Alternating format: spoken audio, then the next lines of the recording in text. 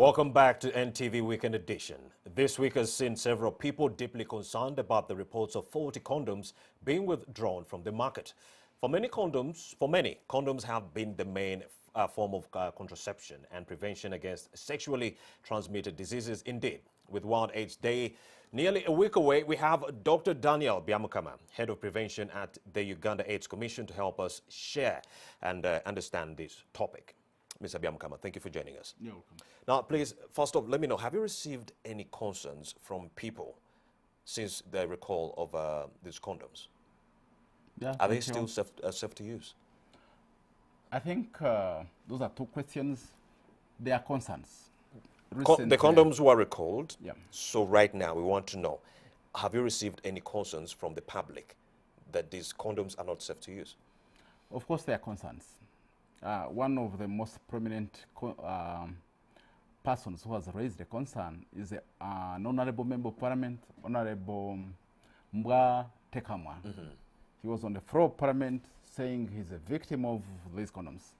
So, and for him, he has a platform to raise this concern. But I'm sure in the community there is some anxiety. But the good news is that the Ministry of Health, through its branch, the National Drug Authority, they have managed to withdraw most of these condoms. So I can comfortably say that up to around 80% of the condoms are already withdrawn and they will be destroyed.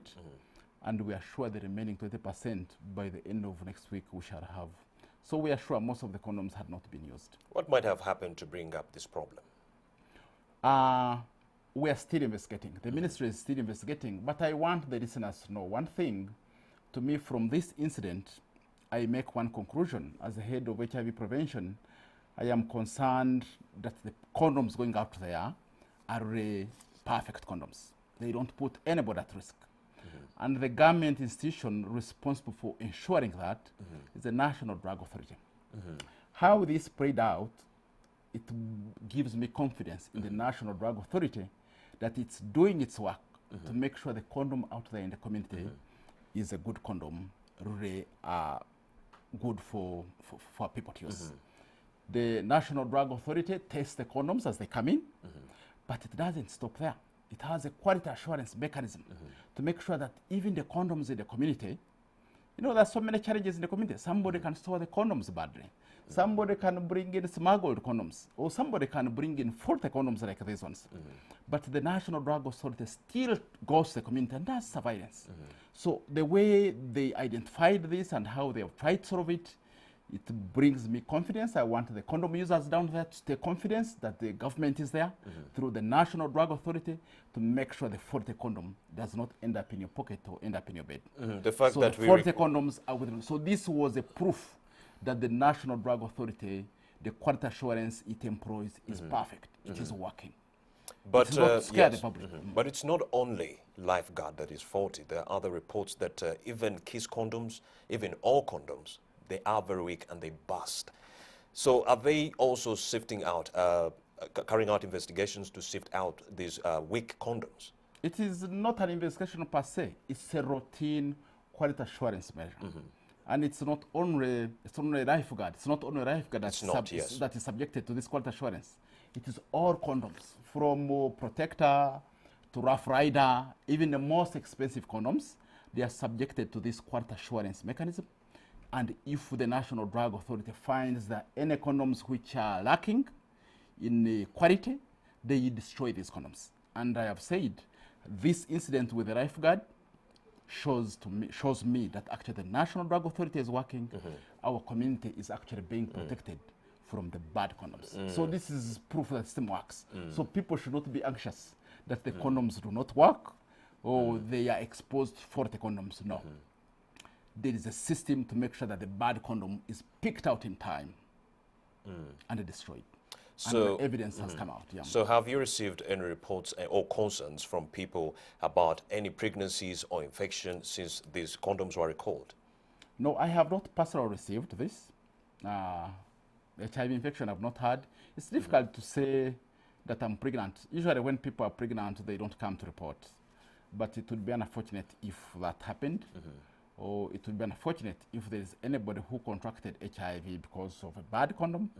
But as I see, most of the condoms have already been withdrawn. They had not yet been used. And it is less likely. When I understand the probability of HIV transmission, even a bad condom is better than no condom at all. And it is less likely that somebody would contract HIV from using a lifeguard condom. Knowing what you know right now, Mr. Byamukama, would you still recommend condom use? Yes, of course. Condom use remains one of the best tools we have for the control of HIV. Condom use is one of the oldest tools that we have used.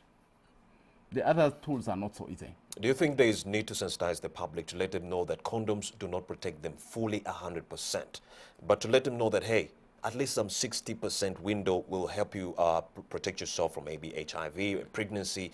But right now the campaigns are telling the people that, hey, if you use a condom, you will be safe. I think the campaigns are actually, it's all about communication. Condoms, we say, if used correctly and consistently, the problem is that people don't use them according to the guidelines on how they should be used. Or those who use them, when you have used them on a new sex partner, then you drop them after 3 days. But if they are used consistently and correctly, condoms are a very effective tool of HIV prevention. Very highly effective. And actually, if there are no condoms, I want to assure you there would be trouble on this planet, on this country, Uganda. So condoms are an effective tool. Don't go into the math, 70%, 80%, 90%. It depends on how correctly and how consistently you use it. They are an effective tool for HIV prevention. So tell us about reports of the new HIV strain. How did the Uganda AIDS Commission discover this? The new HIV strain has not been discovered by the Uganda AIDS Commission. It has been discovered by researchers in the USA. And I think, but this is also not, it's not of any big consequence.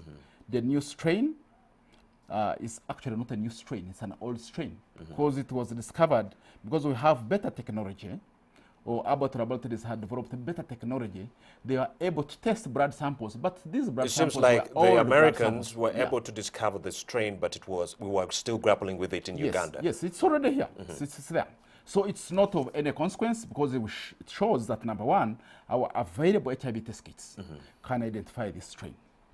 Our available drugs can treat this strain. So it shouldn't cause any alarm in the community like a new discovery has happened. But now, I would want to add something here. Since new strains are still being identified, it has implications. Those who are hoping for a vaccine to come next year, this is a warning that a vaccine may not. Because one of the reasons why you have not come up with an HIV vaccine is because there are so many strains of the virus. Have health workers been sensitized about this strain? It's not an alarm. It's not an issue of alarm. But and it's news. It's a new discovery. It's a this month discovery.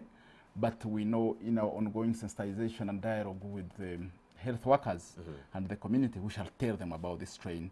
But it's not of any alarm and it's not of any practical implication. So World AIDS Day is around the corner. December 1st is not so far. What do you have planned? World AIDS Day, as usual, will be, this World AIDS Day is unique in Uganda. It will be preceded by commemoration of the filial tire with a lecture. So there will be a filial tire commemoration lecture on 29th of this month of November. That is next Friday. This lecture is open to the public, and it will be at Imperial Royal Hotel on Friday of next week. We have identified distinguished Ugandans, including ministers, including the Minister of Finance, including key researchers, high-level countrymen and women who are really key to the HIV response. They will be on our panel to discuss how we are going to manage HIV and AIDS. Especially, we anticipate that after 2020, after next year, funding the HIV response will be Uganda's responsibility. Currently, most of the money we use for the HIV response is given to us by donors. But we expect starting from next year. So that has an implication for you and me, that if you were been planning to catch HIV, counting on ARVs, young people are doing that. Young people say they don't fear HIV. They fear pregnancy.